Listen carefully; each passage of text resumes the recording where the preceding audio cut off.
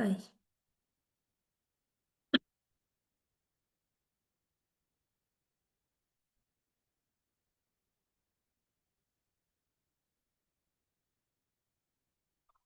Entonces, les decía, vamos a ver pulsiones y destinos de pulsión, pero ustedes traten de tratar de pensar este texto en relación a la temática del autismo. Eh, Así que bueno, ahora les voy a compartir.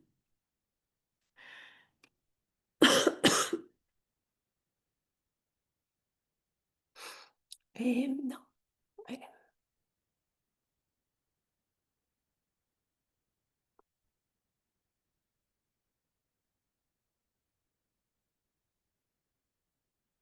esperen, a ver,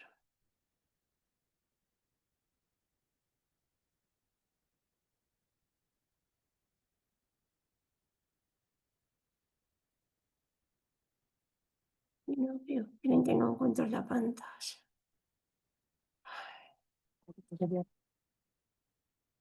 Ahora,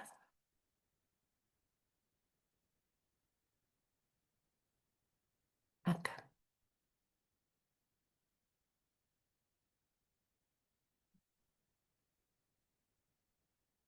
Bueno, ustedes me dirán si se ve bien.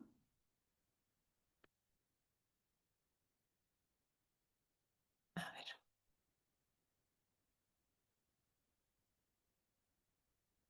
bien. Bueno, este texto Freud lo escribe en 1915.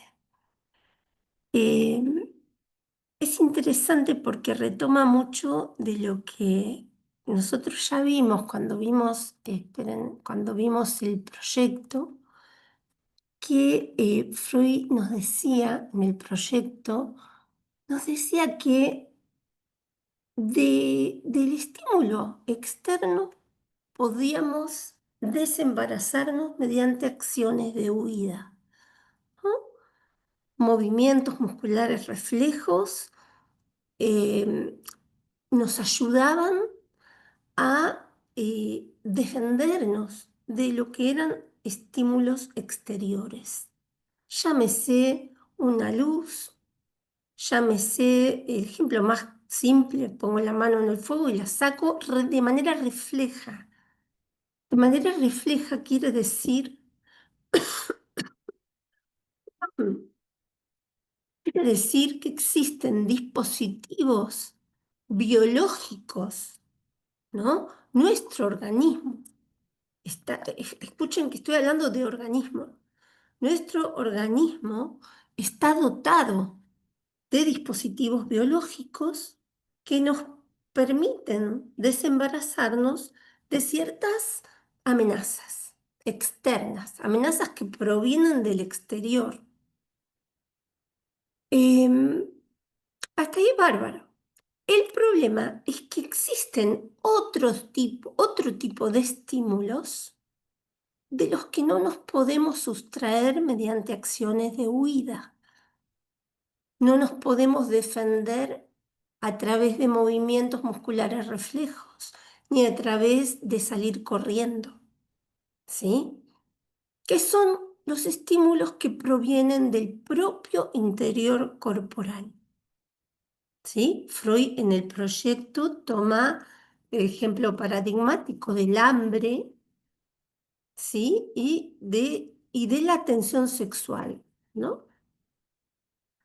Ahí, con estímulos musculares reflejos, no podemos hacer nada. Sin embargo, es la primera respuesta que ensaya el organismo, ¿no? Cuando un niño pequeño, un bebito, se encuentra con un estímulo endógeno, como es el hambre, por ejemplo, ¿qué hace?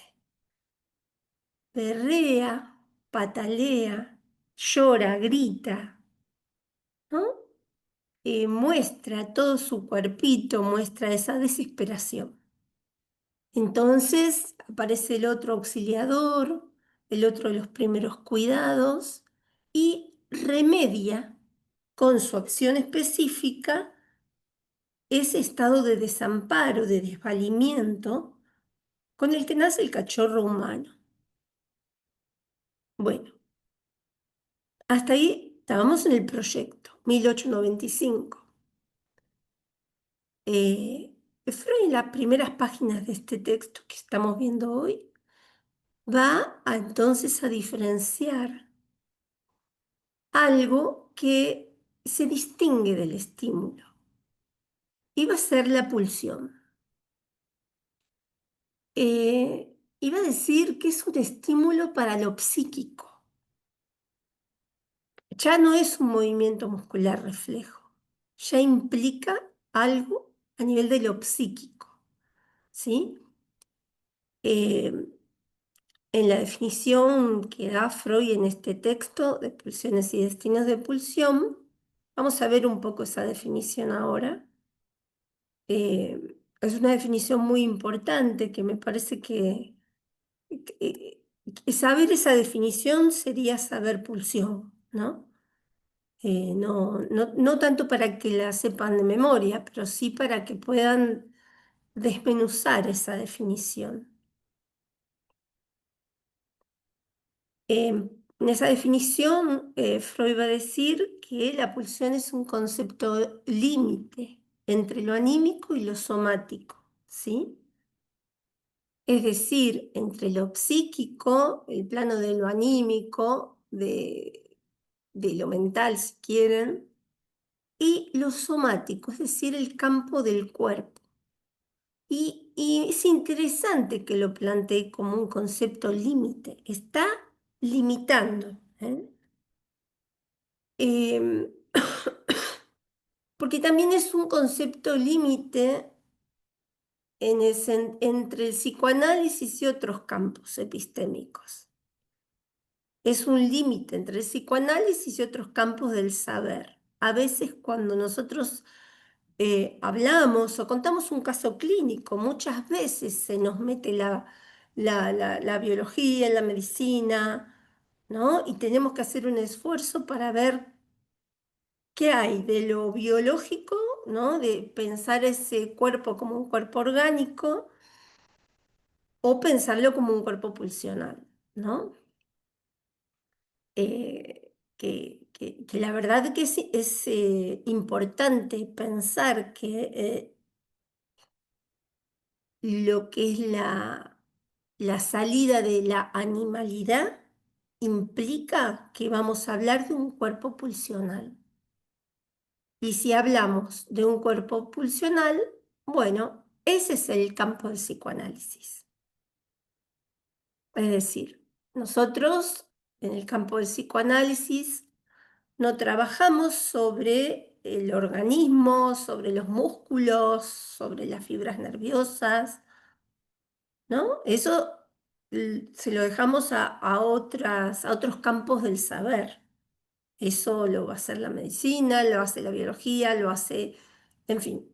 Nosotros vamos a trabajar con el campo de la pulsión, ¿sí? En este sentido, pulsión es un concepto límite. Eh, eh, la, la biología, por ejemplo, la biología estudia los seres vivos, se basa en el instinto. Por ejemplo, el instinto de los animales. Los animales tienen instinto, nacen con un instinto y ese instinto es una orientación en su vida. El instinto les dice cuándo es el periodo de estro, el instinto les dice a qué animalito buscar como partener sexual, por ejemplo. Eso lo comanda lo instintivo. Estoy hablando de la animalidad. Entonces, por ejemplo, la medicina, sí, la medicina cuando se acerca uno a un médico, y sí, el médico sí nos ve en función de más de organismo, nos localiza las fibras nerviosas, los músculos, el sexo, ¿no? Eh, si nacimos macho o hembra, por ejemplo, nacimos mujeres o varones, ¿no? ¿Por qué? Porque toma al organismo como dato de la naturaleza, ¿no? No obstante, la medicina, felizmente, también advierte, Freud, bueno, fue un maestro en advertir, ese cuerpo orgánico estaba funcionando desde otro lugar. No estaba funcionando desde lo que era su naturaleza orgánica, sino que estaba funcionando desde otro lugar, o más bien disfuncionando, porque se encontraba, por ejemplo, con una paciente histérica que de pronto no podía caminar. No podía caminar y desde lo orgánico estaba perfecta. Sin embargo, no podía caminar. Entonces Freud, después de, imagino, descartar todas las cuestiones orgánicas, por eso están también yo insisto con esto porque que me parece importante también hacer este descarte, ¿eh? Eh, es importante, porque si no la estamos pifiando, si uno si uno desconoce o reniega de esa organicidad, digo esto porque a veces en el psicoanálisis a veces se peca un poco de esto, de renegar de cierta cuestión del orgánico. El orgánico es un real. Entonces, parece interesante poder empezar a pensar bueno, hay que ver, si viene una paciente con una ceguera, por ejemplo, me viene como caso la ceguera histérica, este texto tan interesante de Freud, ¿no? El de las perturbaciones psicógenas de la visión. Es un texto que pueden leer porque es muy interesante, perdón, algunos ya lo habrán leído. eh, Pero yo imagino, viene un paciente con una ceguera, uno a priori no va a decir, es psicógena. La ceguera esta es psicógena. Por más problemas, por más problemas psicológicos que tenga la paciente, por más que uno encuentre que tiene, no importa. Parece que lo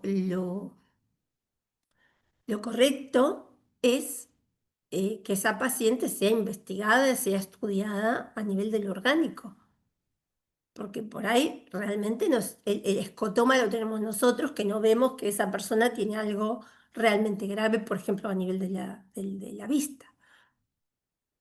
Entonces, esto para no caer en ponernos como tan fundamentalistas, ¿no? Me parece importante encontrar, a mí me pasó mucho eso en el hospital enseña muchísimo en relación a esto, ¿no? Eh, Me parece que en ese punto uno tiene que tener la humildad suficiente como para saber que hay cuestiones que no se pueden contestar así a la ligera, ¿eh? Yo creo que les comenté de un paciente que no recuerdo si les comenté, eh, pero, pero viene al caso, era un chiquito que mientras jugábamos, el nene se tiraba los ojitos para atrás y se quedaba completamente ausente, ¿no? Esto lo hacía en cada ocasión. Entonces, cuando volvía, eran unos segunditos, ¿no? Después seguía jugando, jugábamos mucho a las damas, porque era un crack con las damas. Y, y entonces cuando él volvía, digamos, y me miraba y establecía otra vez el contacto, yo le decía, ¿qué pasó? ¿Qué pasó? Y él lo único que me decía, me hacía con la manito arriba acá y me hacía como un gestito y me decía, la vela. Y era como que hacía que iba de izquierda para derecha. La vela, me decía. Bueno. Este caso yo lo supervisé un montón de veces. eh, y un psicoanalista me dijo, un supervisor, perdón, me dijo,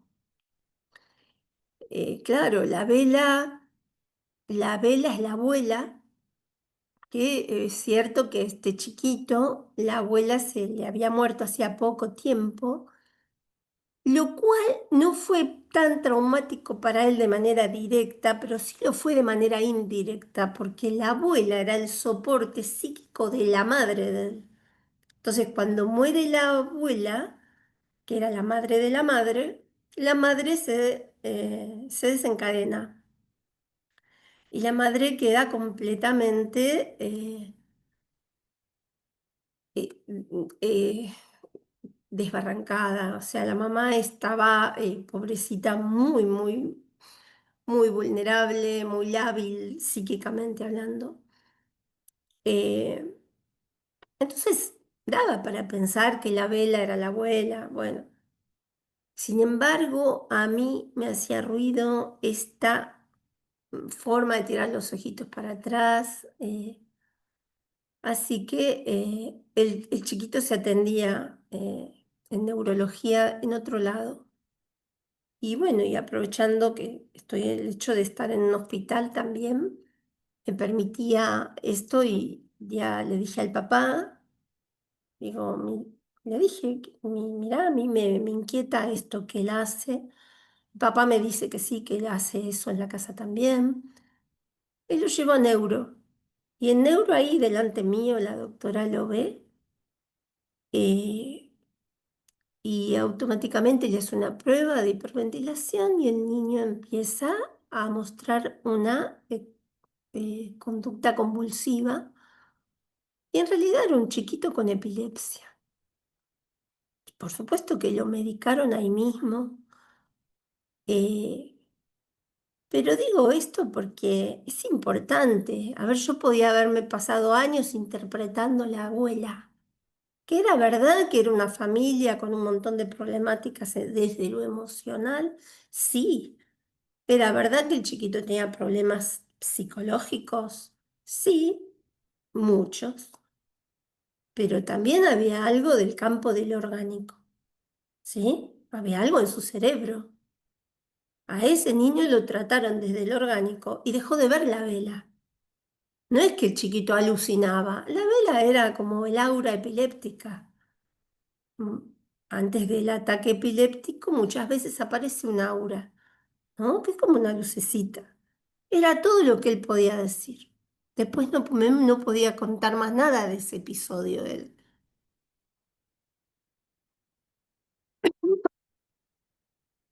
Entonces, nosotros estamos ahí, en un límite, en un campo, o sea, muy liminal, y tenemos que manejarnos con esa cautela a nivel del límite, porque justamente, porque la pulsión es un concepto límite. Entonces, desde otros campos epistémicos vamos a hablar de instinto. Por ejemplo, la biología, la anatomía, el campo médico. Desde el psicoanálisis vamos a hablar de pulsión, ¿sí? Desde los otros campos, el organismo, nosotros vamos a hablar de un cuerpo libidinal, ¿sí? ¿Por qué? Porque esa ceguera de la supuesta paciente, que les digo, llega a un consultorio, esperen que bajo el volumen.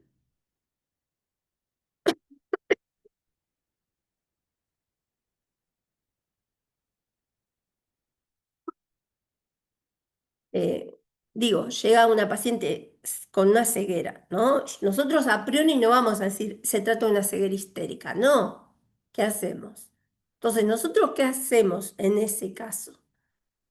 Eh, Creo que lo que corresponde es que esa persona se haga todos los estudios necesarios para ver si se trata de una ceguera histérica, si se trata de alguna cuestión en la vista. Digo esto como con cualquier otra dolencia, esto que yo les cuento de este chiquito que resultaba que tenía flor de epilepsia, machaza epilepsia. Eh, bien, entonces, pero también es cierto que cuando Freud se encuentra con estas pacientes con una parálisis, lo primero que descarta, imagino que serán las cuestiones orgánicas. No se olviden que Freud era médico. Y después, viendo que estaba desde lo orgánico todo ok, empieza a encontrar que había algo de otro orden que hacía que ese cuerpo o esa pierna se paralice. Y ese es el cuerpo libidinal. Ese cuerpo libidinal ya no obedece a las leyes de la anatomía. Ya no obedece a la anatomía, ya no obedece, digamos, a ese organismo con todas las leyes anatómicas. Obedece a la pulsión, obedece. La pulsión es ese concepto entre lo anímico y lo somático y está, eh, por así decir, sus caminos no son tan certeros como el del instinto. No tiene los caminos, la pulsión no es que tiene el camino trazado de manera rígida y definitiva, de momento que ni siquiera tiene el objeto predeterminado. Ahora vamos a ir a ver el objeto de la pulsión. Bueno, si hablamos de organismo, vamos a hablar de fibras, músculos. Nosotros vamos a hablar desde el psicoanálisis de zonas erógenas. Cualquier zona del cuerpo puede comportarse como una zona erógena. Esa es la neurosis. Cuando la histérica de Freud paraliza la pierna y dice no puedo dar un paso más, su pierna se comporta como una zona erógena. ¿Sí? El ojo en la ceguera histérica se comporta como una zona erógena. ¿Sí? Entonces, cuando se reprime, ¿sí? Como dice Freud, en ese texto, dice esta metáfora que es graciosa, la represión va tan lejos que toma el órgano. Entonces dice, es como tirar al niño junto con el agua de la bañadera, ¿no? Eh, Dice eso que debe ser una frase de esa época, pero a mí me resultó graciosa. Va a tirar la bañaderita, el agua de la bañadera y tirar al niño también. O sea, se fue demasiado lejos con la represión al punto que afecta al órgano. Eh, no nos olvidemos que aparte el órgano es un órgano, en esta época, en la época del texto de perturbaciones psicógenas para la visión, Freud planteaba, hasta ahora tenía esta teoría pulsional, que era pulsiones de autoconservación versus pulsiones sexuales. Entonces, que decía que las sexuales se apoyaban en las de autoconservación. Es decir, que ese ojo que servía a las pulsiones de autoconservación de la vida, ¿por qué? Porque el ojo nos orienta en el mundo de los objetos. Gracias a la vista no nos chocamos y no nos tropezamos y no nos llevamos puesta una puerta, una pared, gracias a la vista, ¿no? Por ejemplo, ese ojo que nos orienta en el mundo de los objetos, sin embargo, también ese ojo se puede comportar como una zona erógena, porque ese es el ojo que puede, por ejemplo, ver, como dice Freud, los encantos del objeto sexual. Es decir, de esa persona que uno elige, la elige también. Eh, el ojo capta ese encanto, ¿sí? Entonces, ese ojo se puede convertir en una zona erógena y ahí, si va demasiado lejos, porque Freud acá habla de una cuestión cuantitativa también, ¿qué ocurre? Sobreviene la represión y si la represión va demasiado lejos, se afecta el órgano, ¿sí?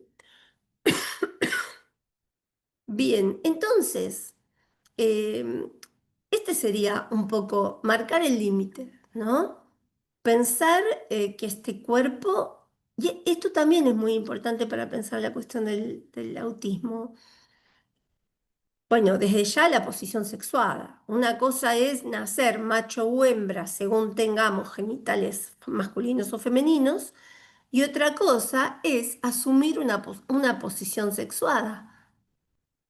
Entonces uno puede ser mujer, pero sentirse hombre, o ser hombre, pero sentirse mujer. O sea, esto lo vemos hoy en día, lo vemos en la clínica todo el tiempo, ¿no?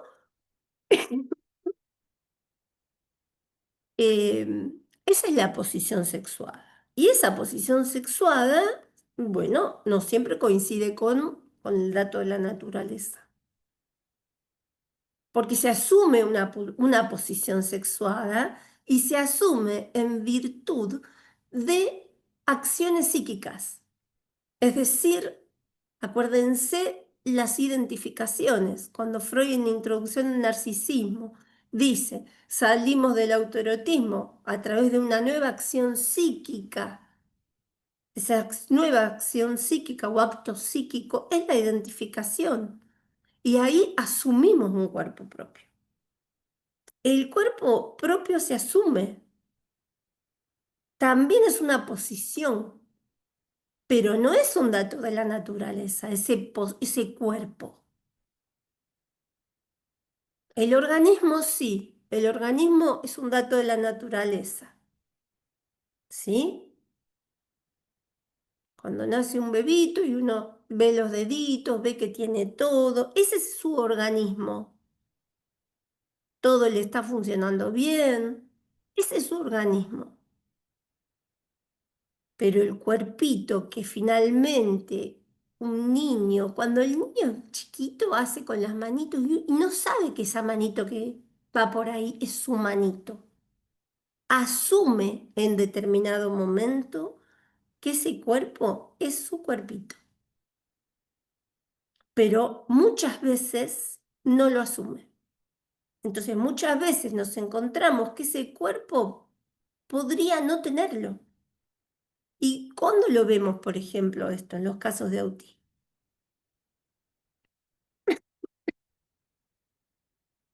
Niñitos que, por ejemplo, eh, salen corriendo así como bólidos y se chocan con los muebles y se golpean y no acusan dolor, ¿no? Sí, a veces se golpean fuerte y no acusan dolor, ni se tocan la cabeza, se golpean la cabeza y ni se tocan la cabeza. Cualquiera se golpea, lo primero que hace es llevar la mano al órgano donde se lo golpeó. Entonces, ahí parecería no haber un cuerpo constituido. Y es interesante cuando uno asiste al momento en que empieza a armarse algo del cuerpo. Es la verdad que, bueno, eso en la clínica de niños se ve. Uno tiene ese, la verdad que ese privilegio por ahí de asistir a esos momentos, ¿no? Eh, Esto se ve como a veces donde no había un cuerpito se empieza a armar algo del cuerpo a través de cuestiones que no son quizás las habituales, ¿no?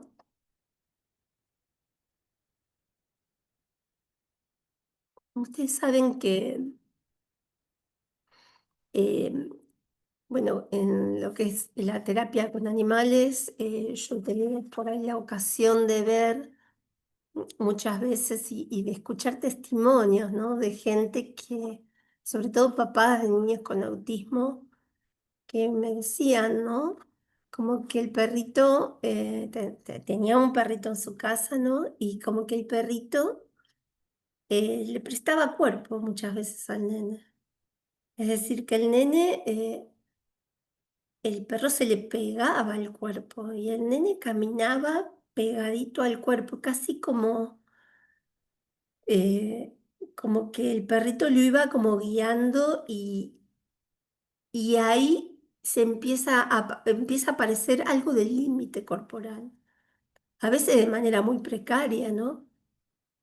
Pero muchos chicos con autismo tienen esta dificultad en lo que es la constitución del cuerpo propio, de los propios límites corporales.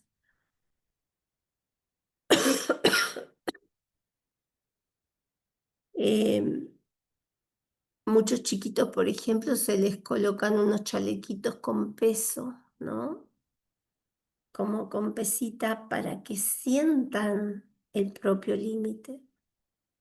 Muchos chiquitos, por ejemplo, yo les contaba, creo que les conté, sí, de este nenito que siempre usaba un busito azul Francia y no se lo podía sacar a la mamá ni en verano. El chiquito usaba verano e invierno ese uso de polar.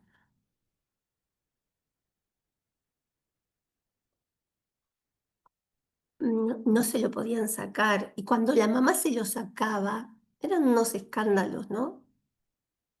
El nenito se ponía muy mal eh, porque ese busito le hacía a las veces como de un límite corporal. Algo que por ahí él lo veía, por ahí él lo tocaba y eso le marcaba cierto límite, ¿no? Eh, es muy interesante y nos lleva a conjeturar, a tratar de investigar qué es lo que se produce a nivel del cuerpo. Yo les conté también alguna vez de este otro chiquito que él no podía tocar con su mano, no podía tocar los objetos. Entonces su manera de conocer el mundo de los objetos era a través de un muñequito que tenía, un muñequito chiquito que le cabía en la mano, que era un muñequito duro, un tribilín creo que era, y con ese muñequito iba recorriendo las paredes, el cuerpo del otro. Él no tocaba con su mano nada más que ese muñequito, como que ese muñequito era su límite corporal. Podríamos pensarlo como un objeto autista, sí, claro. Ya vamos a ver pronto, nos toca la clase del objeto autista, ¿no? Que es interesante también para diferenciarlo del objeto transicional. Así que vamos a ver la clase el viernes que viene, recuerden que no tenemos clases porque es el Congreso. El otro viernes voy a terminar con la clase que voy a empezar después de esta, que es la conferencia 23, y después vamos a ver la clase del objeto autista. Eh, pero provisoriamente les cuento este caso de este chiquito que tocaba todo con ese muñeco, ¿no? La próxima vez les voy a ampliar el caso de este chiquito para que vean qué pasa si se le saca ese muñeco. Guay. Bueno, bueno, como les dije, es un concepto límite entre lo anímico y lo somático. Bueno, esto de concepto límite, ¿sí? Eh, como dice Delgado, es otro nombre de lo imposible. ¿Por qué? Porque hay una imposibilidad inherente a la pulsión de que la pulsión se satisfaga plenamente. Hay una imposibilidad inherente a lo que es la pulsión sexual, porque siempre va a haber una distancia entre lo que se busca como placer y lo que se encuentra. Siempre va a estar en falta, ¿sí? Por eso ese objeto, como habla Freud, ¿no? El das Ding, la cosa, está perdida por estructura, por eso. Porque hay una distancia entre lo buscado y lo hallado. Siempre va a haber algo que está en falta. ¿Por qué? Porque ya lo dice Freud, no hay satisfacción plena de la pulsión. Pero no hay satisfacción plena de la pulsión por un obstáculo interno inherente a la pulsión en sí.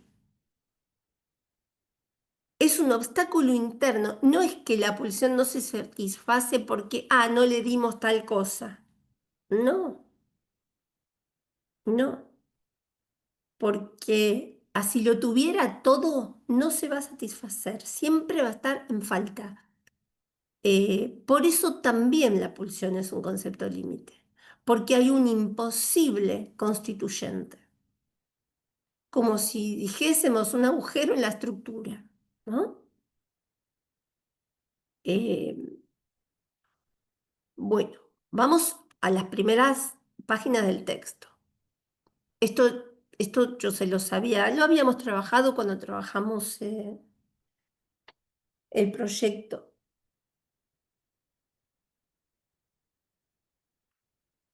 Habíamos visto lo que les dije al principio, que hay estímulos exteriores que son exógenos y que son una fuerza de choque. ¿Qué quiere decir una fuerza de choque? Imagínense, qué sé yo, una piña. ¡Ping! Una piña pega, nos pega. Es una fuerza que empieza a terminar. Si tengo suerte, saco la mano. No me pegó, la esquivé.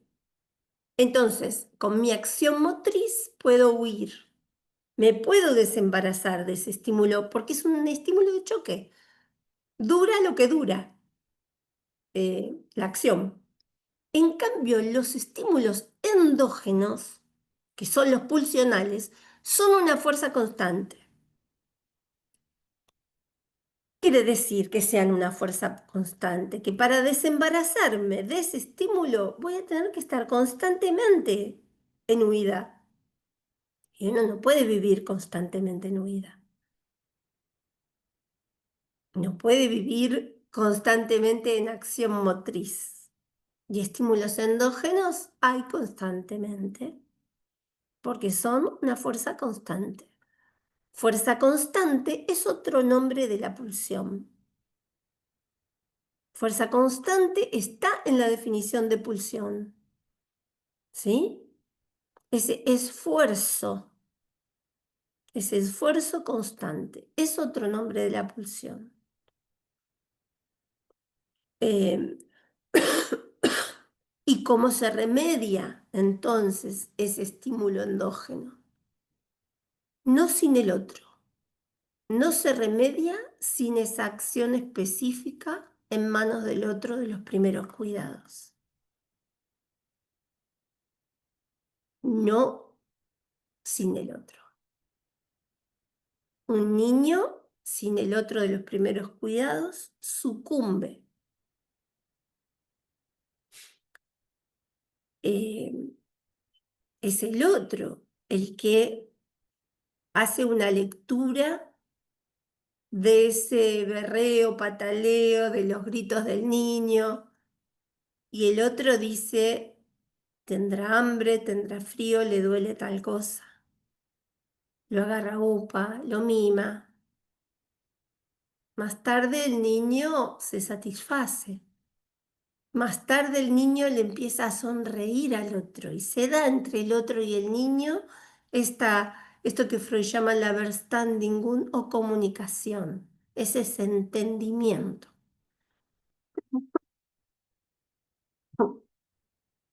entre el niño y el otro primordial. Entonces, ya repasamos al principio del curso el caso de niños que lamentablemente fueron, qué sé yo, dejados en los bosques, crecieron con lobos o en estado salvaje, ¿no? Eh, Después también existen otro desenlace aún mucho más dramático, que es el del hospitalismo, niños que sucumben, que mueren por marasmo, ¿no? Sin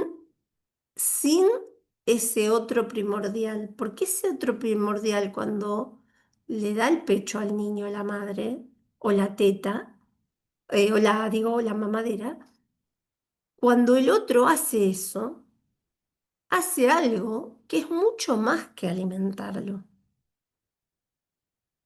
Le está suministrando un aporte libidinal, lo está libidinizando al niño.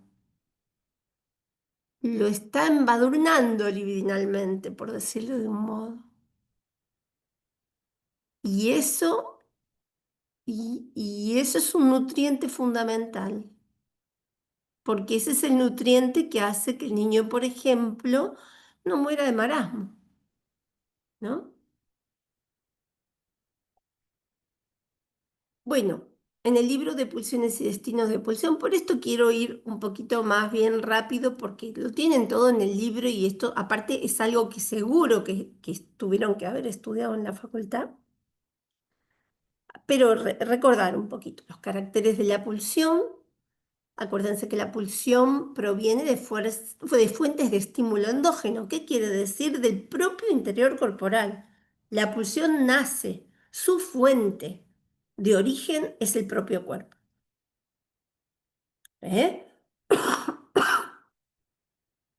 Otra cuestión que se retoma también en la definición, emerge como fuerza constante. Ese esfuerzo es otro de los elementos de la pulsión. Emerge como una fuerza constante, no es una fuerza de choque, no es un golpecito, es una fuerza constante, quiere decir que constantemente va a estar haciendo esa fuerza. Imagínense, ¿no? Una piña, una fuerza de choque, ¡pum! Ahora, si yo tengo una mano que todo el tiempo me está haciendo fuerza, voy a tener que estar haciendo yo, desde mi lado, una contrafuerza. Eso es una fuerza constante. Por lo tanto, es incoercible por acciones de huida. ¿Qué quiere decir? Que por más que yo intente huir, va a seguir haciendo fuerza. Entonces, no es que me puedo sustraer de esa fuerza constante a través de la huida. Imposible. ¿Puedo intentarlo? Sí. De hecho, muchas veces lo vemos, sobre todo en la clínica del autismo, como un intento permanente, acciones permanentes de tratar de desembarazarse de esta fuerza constante. Eh, pero que termina siendo algo vano porque uno no puede desembarazarse. ¿Por qué? Porque es de otro orden, no es del orden de lo motriz. ¿Eh?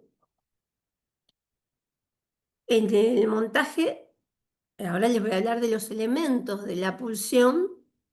Esto es teórico, esto es puramente teórico para tener en cuenta cómo se produce un montaje. La pulsión, cuando hablamos de pulsión, no hablamos ni del objeto de la pulsión, ni de la meta, ni de la fuente, ni del esfuerzo. Hablamos de un montaje entre los cuatro elementos. Un elemento solo no es pulsión. Si falta uno de estos cuatro elementos, no es pulsión. Entonces, la fuente, el propio cuerpo, surge del propio interior corporal. La fuente es endógena. La meta es la satisfacción. ¿A qué apunta esa fuerza? A satisfacerse. El esfuerzo justamente es la fuerza constante, es lo que es su naturaleza, es que va a ejercer todo el tiempo una fuerza constante, que apunta a la meta, que es la satisfacción. Y el objeto, dice Freud, es lo más variable de la pulsión. Y acá tenemos una diferencia crucial con respecto al instinto, porque el instinto tiene un objeto predeterminado. No hay otros caminos posibles. Pero tiene como un recorrido mucho más claro, si se quiere, ¿no? Más fácil, más allanado.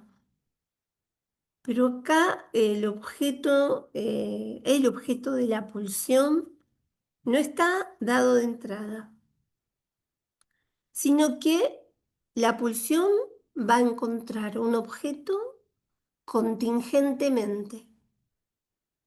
El instinto no, el instinto necesita un objeto y ese objeto es necesario y es necesario que sea ese objeto determinado. Hay una relación de necesariedad. En cambio, el encuentro de la pulsión con su objeto es contingente. Puede encontrar este objeto como puede encontrar este otro. Eso sí, cuando la pulsión encuentra ese objeto, entre el objeto y la pulsión se produce una soldadura, una unión, como se dice en química, una unión covalente, una unión medio indestructible, ¿no? Porque la pulsión queda soldada después a ese objeto. Queda soldada como si ese objeto fuese necesario, en realidad fue contingente el hallazgo. Pero después, pero después queda soldada la pulsión al objeto. Bien, y ahora vamos a hacer, repasando el texto,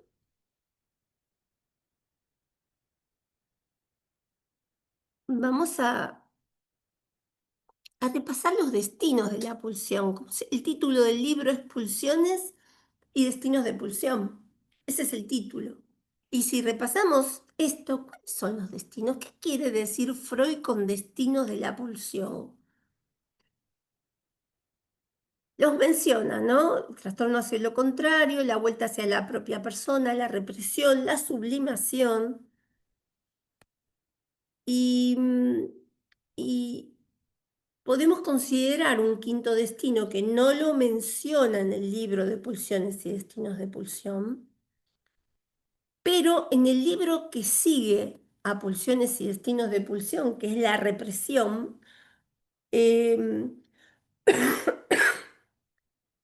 Freud menciona la angustia, la formación en angustia como un destino. Eh, en este texto de Pulsiones y Destinos, Freud puntualmente va a hablar de los dos primeros, los dos destinos primeros que son, vamos a decir, los más primarios, los más primitivos, que son el trastorno hacia lo contrario y la vuelta hacia la propia persona. La represión no lo trabaja en este texto, sino que le desarrolla, Freud escribe un libro aparte para la represión, que es el libro que sigue. Si ustedes ven en los tomos, después de Pulsiones y Destinos, ¿qué texto viene? La represión. Y en la represión va a hablar de la angustia. La sublimación parece ser que ese es un texto que lamentablemente se ha perdido, ¿sí? Pero sí sepan que es otro destino de la pulsión, ¿sí? Ya ahora vamos a ver, cuando veamos la conferencia 23, vamos a ver otra posibilidad que tenemos de hacer con la pulsión de manera sublimada, ¿sí? Bien, vamos con los dos primeros destinos, que es lo que trabaja acá Freud. El trastorno hacia lo contrario es mudar hacia lo contrario, transformar algo en lo contrario. Este trastorno hacia lo contrario atañe tanto al contenido como a la meta de la pulsión. ¿Cuándo hablamos de cambio de meta? Hablamos de cambio de meta cuando pasamos de algo que es activo a algo pasivo. Y acá tenemos, ayúdense si quieren con cuando uno era chico y estudiaba en lengua la voz pasiva, ¿sí? Una cosa es ver y otra cosa es ser visto. Ser visto es voz pasiva, ¿sí? Hacerse hacer es voz pasiva. Entonces, pasamos del placer de ver, ¿sí? El voyerismo, por ejemplo, al exhibicionismo. Es el placer de hacerse ver. En ese placer de hacerse ver, se cambia de signo la meta. La meta que era primero activa pasa a ser ahora una meta pasiva. Ser visto es pasivo, ver es activo.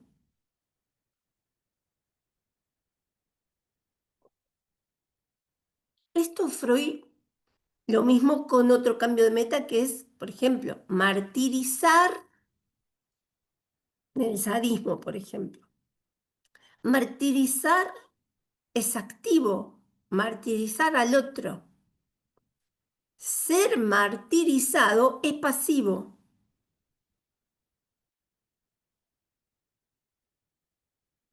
Ahí tienen otro trastorno hacia lo contrario, es decir, que alguien pueda, la pulsión puede automáticamente mudar en su contraria.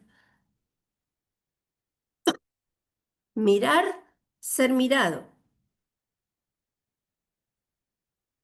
Lastimar, hacerse lastimar. ¿Ven cómo pasamos de lo activo a lo pasivo? Eh,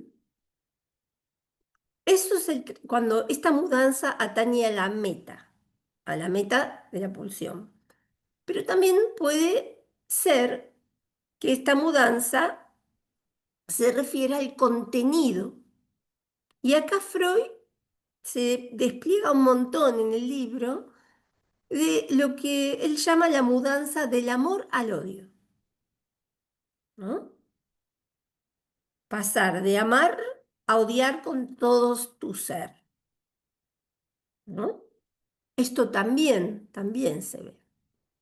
Pero como, fíjense que son trastornos bastante primitivos, ¿eh? Y después tenemos el segundo, que es la vuelta hacia la propia persona. En este, fíjense que la meta va a quedar inalterada, pero acá va a haber un cambio de objeto. Antes el objeto era el otro y ahora la pulsión cambia y mira hacia dónde, hacia el propio sujeto. Ahora el objeto es uno mismo, ¿sí? En vez del cuerpo del otro, mi propio cuerpo como objeto. Entonces, para esta época, Freud pensaba así, Freud pensaba así al masoquismo. ¿Qué decía Freud 1915? Decía, entonces el masoquismo es un sadismo vuelto hacia el yo, o sea, vuelto hacia la propia persona. Sepan que esto Freud después lo va a, eh, lo va a trastornar también, lo va a dar vuelta. Freud esto en 1924, Freud escribe el problema económico del masoquismo y en ese texto nos enseña que en realidad lo primario es el masoquismo. Para la época de este texto que estamos viendo hoy, de pulsiones y destinos de pulsión, lo primario era el sadismo. Pero en 1924, luego de más allá del principio de placer y del descubrimiento de la pulsión de muerte, que es su última teoría pulsional, eh, Freud encuentra que lo originario es el masoquismo y nos va a hablar de un masoquismo erógeno primario u originario. Entonces, este último punto que tenemos acá eh, lo vamos a poner entre paréntesis. Ojo, que no lo vamos a tachar, ¿eh? No, porque ya cuando veamos ese texto les voy a explicar algo. Va a haber un masoquismo secundario, que es el sadismo vuelto hacia el yo. Esto sigue estando en pie. Lo único que en un antes vamos a poner al masoquismo. O sea, primero masoquismo. Una vez que está ese masoquismo erógeno, algo se expulsa al exterior como pulsión de destrucción. Esto ya lo vamos a ver cuando veamos ese texto. Y después,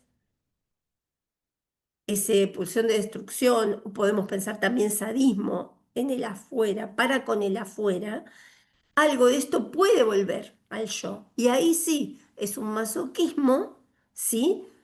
Secundario. Es un sadismo vuelto hacia el yo. Es decir, esto que plantea 1915 no lo tachen, solamente que lo vamos a componer de otra manera, a partir de 1924. ¿Eh? Bien, la represión. La represión, como les dije, no está en este texto.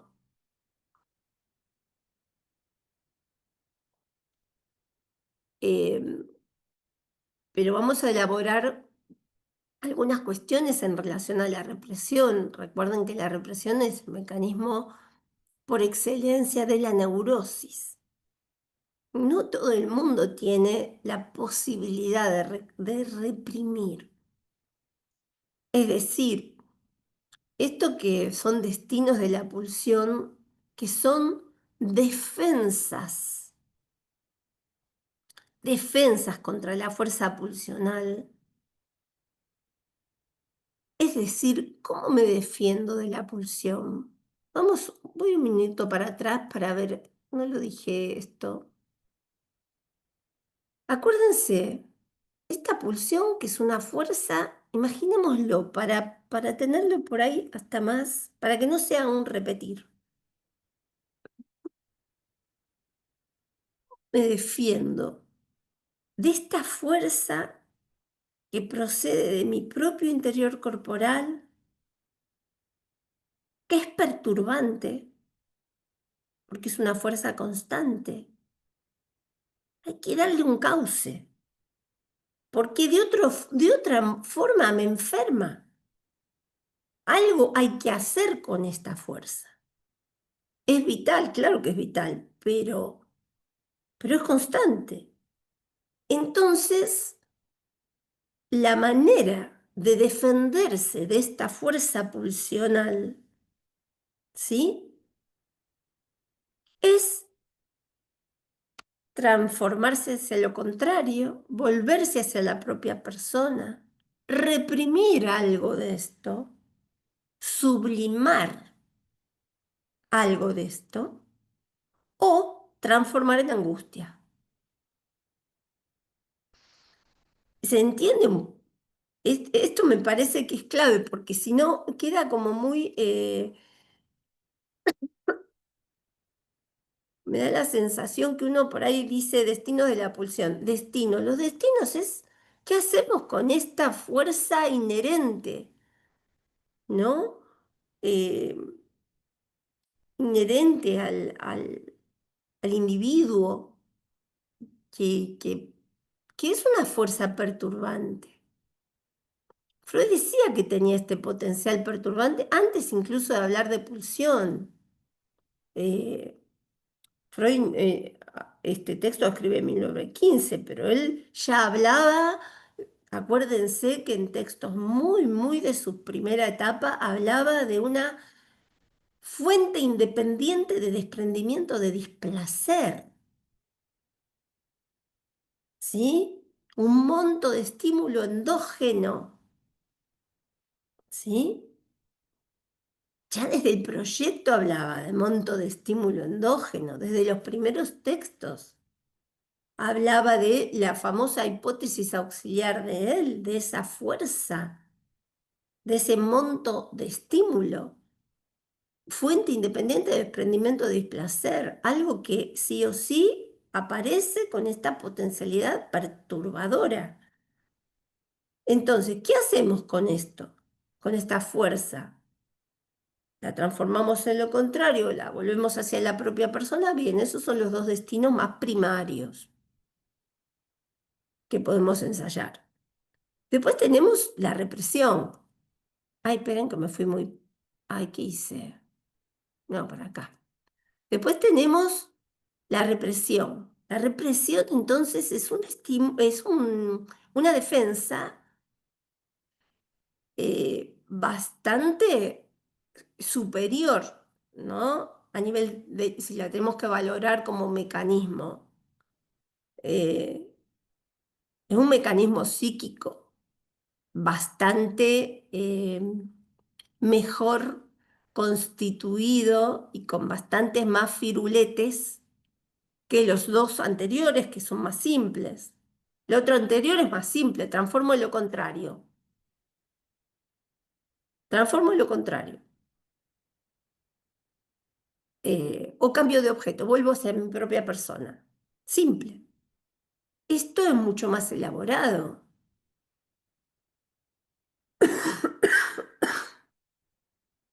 Eh, es mucho más elaborado porque acá también interviene algo más que tenemos que pensar que cómo encontramos nosotros la pulsión. ¿Cómo la encontramos? La encontramos, sabemos de su existencia, porque la pulsión encuentra un lugar en el inconsciente a través de un representante psíquico. Es decir, que esta pulsión va a tener a su vez un representante psíquico, va a estar representada por algo en lo psíquico. No es que encontramos, uy, mira, ahí está la pulsión, la agarramos con una pincita. Eso no existe. Entonces, ¿de qué manera vamos a encontrar la pulsión? A través de un representante psíquico. Y sabemos que esa pulsión va a estar ligada a ese representante psíquico. Entonces, lo que se reprime va a ser ese representante psíquico al que la pulsión está ligada.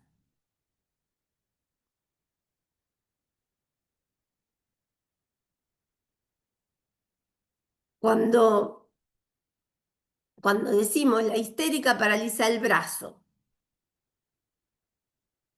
bueno, el brazo en realidad es la representación psíquica. El brazo es el brazo que tiene ella en su cabeza, es el brazo el brazo que la manga, lo que es su saber popular. Sabemos que esa afectación,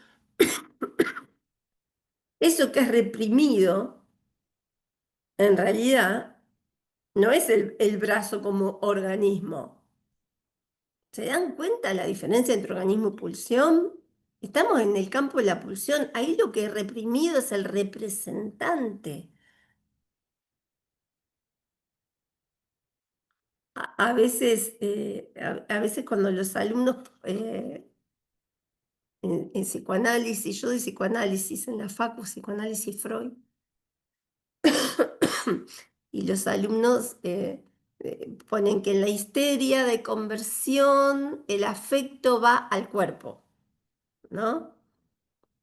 Eh, y por ahí, no sé qué idea tienen, que el afecto agarra y toma el cuerpo, una cosa así, pero acá no hay nada del observable.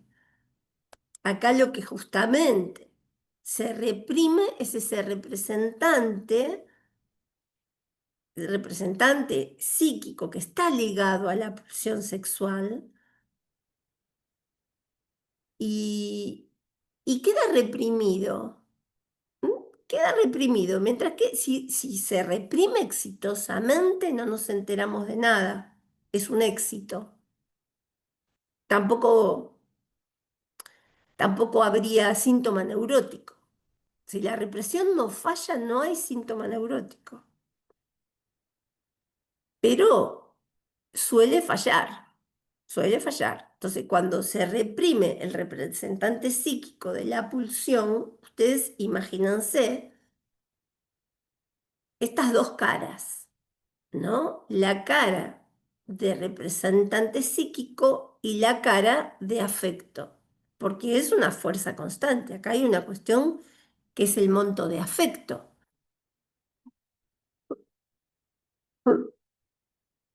Hay un monto de afecto. Entonces, es como Si dijéramos dos caras de la misma moneda, la moneda se constituye de dos caras.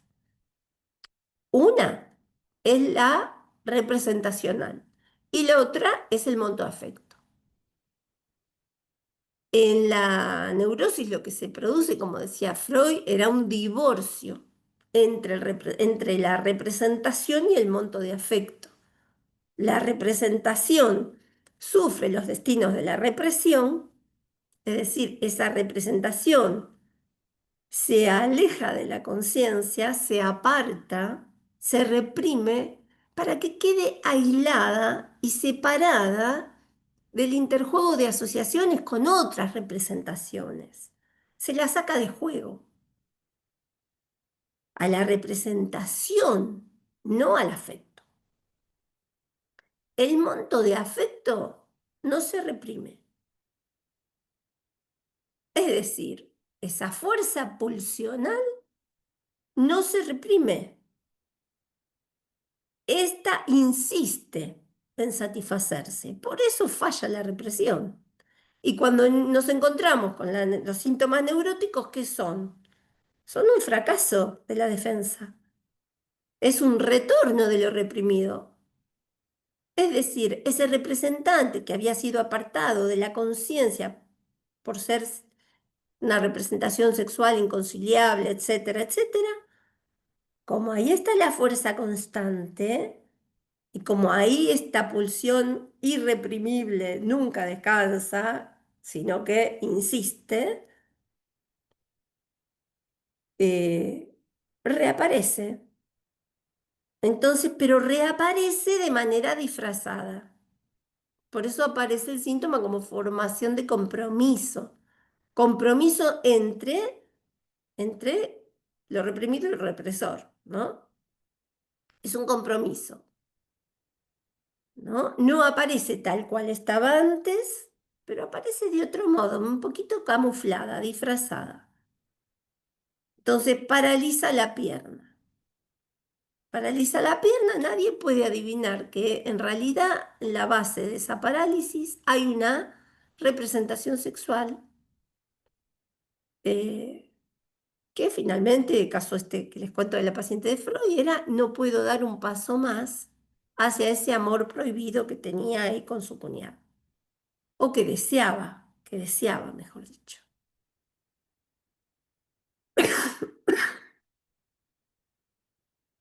Y acá hay otro problema teórico, es que no toda la pulsión está ligada a un representante psíquico. Es decir, que nos vamos a encontrar con montos de afecto, montos pulsionales no ligados a representantes psíquicos. ¿Sí? Esto es, bueno, es un problema teórico y en la clínica. Bueno, para hablar un poquito de sublimación,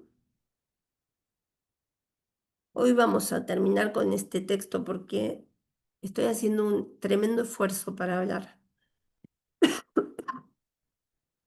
Eh, no creo que, aparte no creo que me dé el tiempo para dar el texto que tenía la intención de dar, porque aparte la conferencia 23, que es el texto que viene, es larga. Es un texto más que largo, porque largo en realidad es la duración de una conferencia. No se olviden que estas son todas las conferencias que daba Freud. O sea, debe tener un tiempo de duración. Si uno lo leyera simplemente, por ahí dura lo que duran las otras conferencias. Pero yo les había armado, para darles este texto de la conferencia, les había armado un PowerPoint eh, en el que hago como una comparativa entre la conferencia 17, la 22 y la 23. Así que la semana que viene no vamos a tener clases, pero si quieren ir adelantando o leyendo, vayan leyendo estas tres conferencias. La 17, que se llama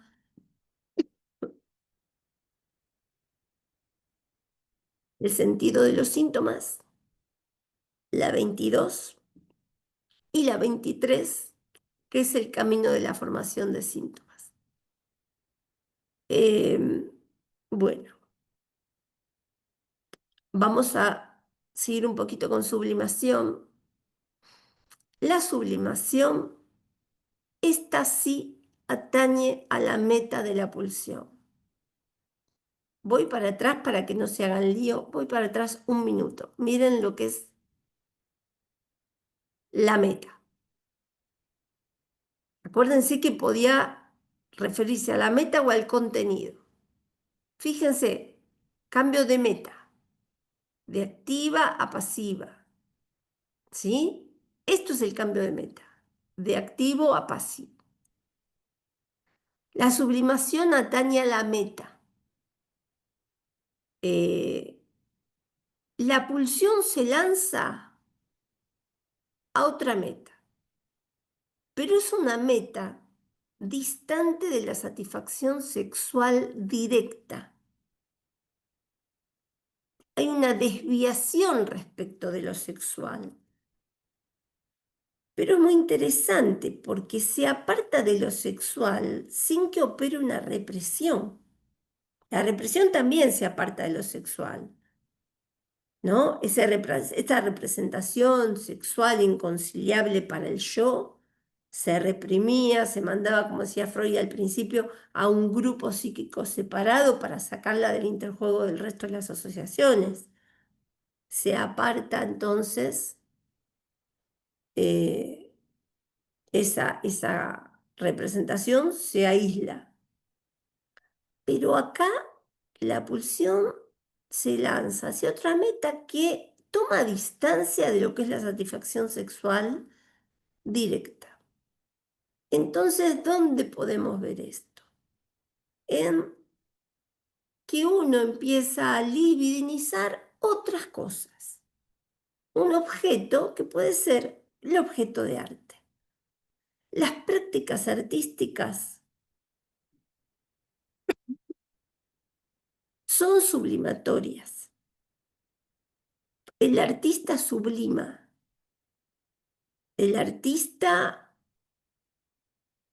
toma esa materia prima y la transforma en otra cosa. También hay una transformación, ¿sí? Hay algo de la satisfacción pulsional en el artista, indudablemente, pero no es una satisfacción que fue reprimida, sino que fue transformada, fue sublimada, ¿no? Esa satisfacción se sublima y se articula con la producción del objeto de arte, el objeto artístico, llámese una obra literaria, una composición musical, una obra pictórica, actividades del arte, ¿sí? Que aparte ustedes sabrán que aparte de darle satisfacción al artista, producen esa misma satisfacción en otros, ¿no? Porque uno paga una fortuna por ahí para ir a un recital o ir a un concierto o ir a ver una ópera, ¿no? Eh, ahí hay algo que nos produce también, no solo al que lo ejecuta, al artista propiamente dicho, ¿no? Sino a quien lo escucha. Eh, no estamos frente a una represión ahí. Entonces, veamos esta sublimación como un destino de la pulsión, como dice Freud, reservado no para todos, porque la verdad es que no todo el mundo tiene el potencial de sublimar. Otras actividades, a ver, la investigación también, uno se pone a investigar algo y si realmente, en la medida que uno pueda poner, de alguna manera, desviar algo y ponerlo a trabajar en eso, me parece que también hay. Y la verdad es que esto se ve por los frutos, ¿no? El árbol se conoce por sus frutos y acá algo de eso hay, porque uno puede decir, a priori por ahí no sabemos si esto que encaramos tiene una salida sublimatoria o no, depende, depende. También depende del artista. Un artista se pone a pintar y no sabe si eso que empezó a hacer va a ser realmente una obra de arte o la va a dejar ahí, fue un intento. Pero lo interesante es que cuando se produce el objeto artístico, ahí hay una transformación de lo pulsional. Un ejemplo por ahí muy, eh, qué sé yo, muy básico, de nivel básico, pero por ejemplo que el chiquito, ¿no? Una cosa es que un niño juegue con la caca. Los niños cuando son chiquitos juegan con la caca, muchos chicos agarran la caquita y ahí están con la caca en la mano. Y otra cosa es que advertidos de que esa es una práctica socialmente condenada, ¿sí? Es decir, sería algo a reprimir, por lo menos. ¿Por qué vamos a decir que el texto de Freud, el malestar en la cultura, justamente que nos enseña? Nos enseña que la cultura, la sociedad, hace que nosotros, de alguna manera, eduquemos algo de esto pulsional, ¿no? Y por eso Freud dice, vivimos con ese malestar. El malestar en la cultura es esto, es esta renuncia pulsional a la que la cultura nos conmina. Entonces, entonces fíjense la transformación.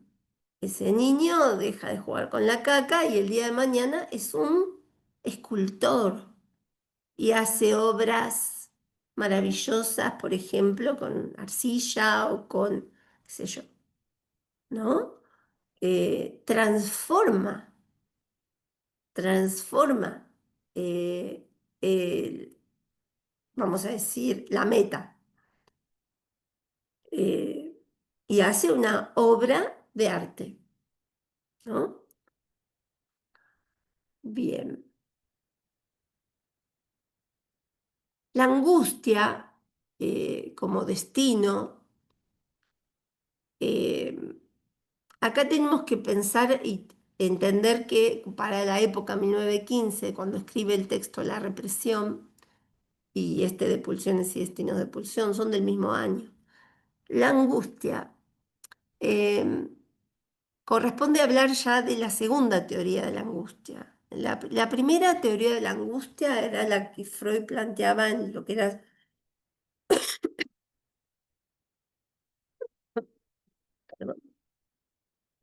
lo que fue su primera nosología, que era la angustia como tensión sexual somática, ¿no? Eh, que era el desprendimiento de angustia, ¿no? Pero esta segunda teoría de la angustia se refiere al destino del monto de afecto. Este monto de afecto se transforma en angustia. Eh, para terminar, vamos a ver acá algo que, digamos, cómo podemos pensar otro modo de defensa, incluso más precario todavía que estos modos de defensa que vimos, ¿no? Porque hay algunas formas de presentación de la clínica que son tan graves que uno hasta pareceríamos no encontrar el montaje de la pulsión como tal, ¿no? Este montaje es esta relación entre el esfuerzo, la meta, la fuente y el objeto, ¿no? Entonces, Nosotros sabemos que, por ejemplo, en el autismo, cuando hablo de autismo, acuérdense lo que les dije desde la primera clase, estamos hablando de los casos más graves de autismo, ¿eh? No estamos hablando del amplio espectro autista, ¿eh? Estamos hablando de los casos más graves, casos donde uno puede comprobar que ese niño no distingue entre lo que son estímulos exteriores y los que son estímulos endógenos. Esto que les dije en la primera parte de la clase, que es lo que dice Freud en la primera página del texto.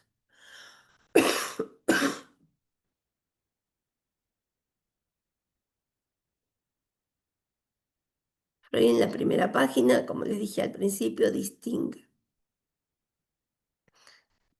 Eh, y en otros libros también Freud nos dice que muy pronto el individuo aprende a distinguir los estímulos que proceden del propio interior corporal de los que proceden del exterior. Muy pronto.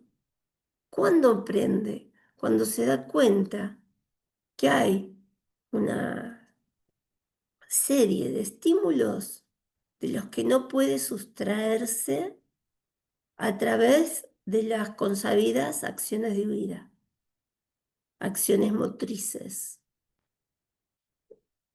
Hay ciertos estímulos para los cuales esas acciones de huida son infecundas, no sirven. No les sirven porque el estímulo sigue ejerciendo presión. El problema es cuando no distingue. Y esto es lo que muchas veces vemos en las patologías más graves. Nos encontramos con este no distingo,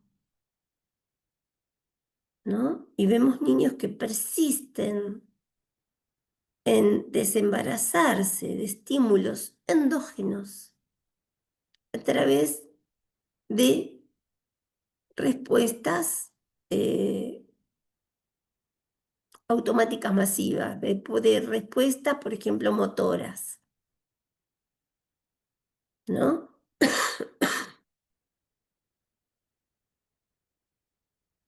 Ojo que es lo primero que aprendimos a hacer, ¿eh?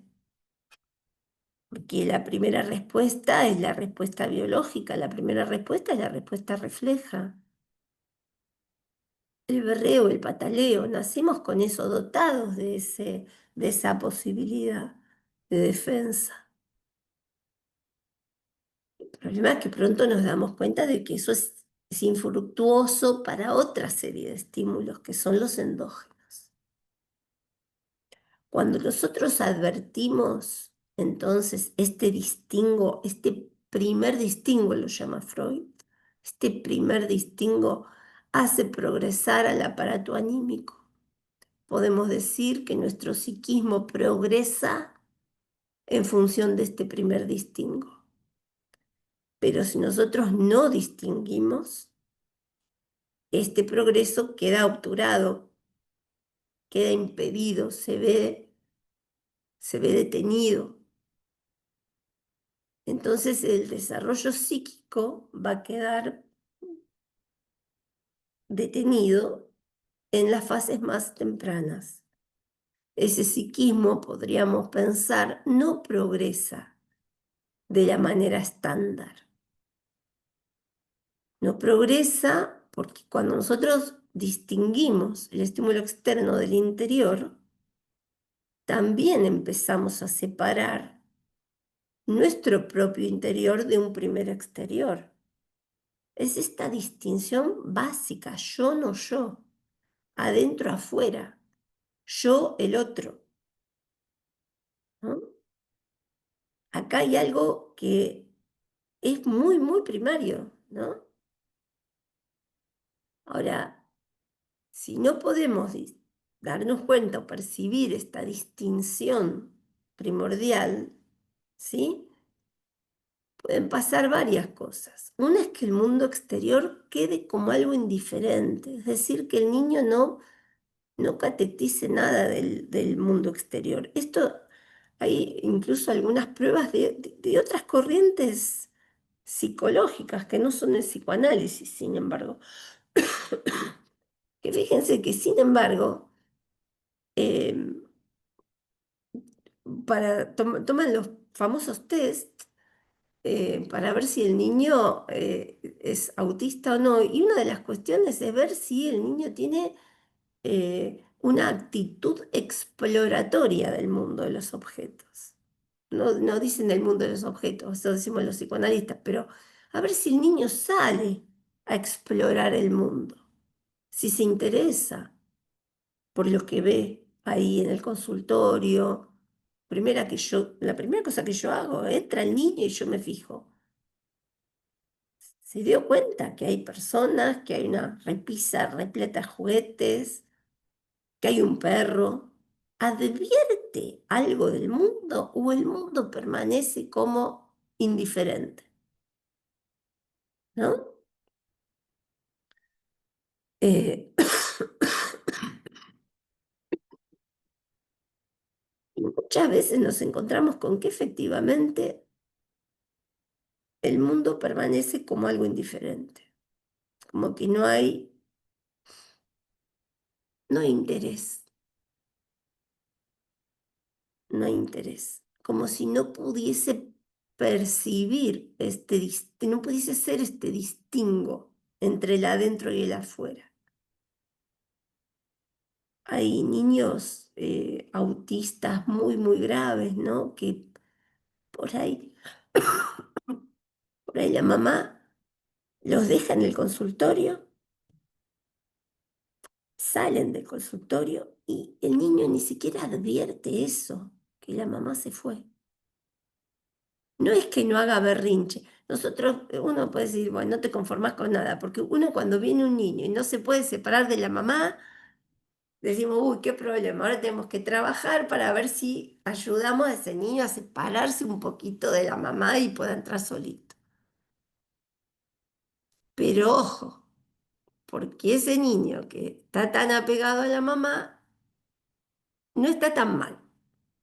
Después tenemos que trabajar en la separación, pero que un niño ni siquiera advierta que la mamá se fue, eso es otra cosa. Y en eso tenemos que tener una mirada muy atenta. Tenemos que tener una mirada muy atenta.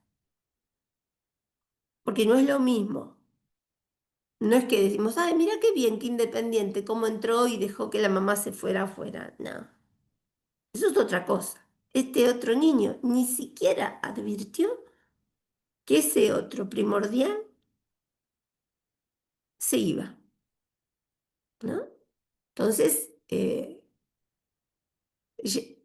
día que venga ese chiquito y que cuando la mamá lo deje, el niño la mire, se dé vuelta, verá dónde va la mamá, ese día decimos, bueno, ahí ya hay un logro desde lo que es la constitución anímica, porque quiere decir que ahí está armándose otra categoría, ¿no? La categoría de que el otro puede no estar, se puede ir. No es, ahí hay algo del yo no yo que se juega. Hay algo del adentro afuera que se juega. Eh, Después tenemos todo el otro problema que es los chiquitos que no se pueden separar de la mamá, pero bueno, eso ya es otra cosa. Pero lo primario es empezar a poder distinguir este interior del exterior, ¿no? Eh, si ni siquiera puede distinguir eso, obviamente no se va a poder dar cuenta de sus propios estímulos endógenos y separarlos de los exteriores.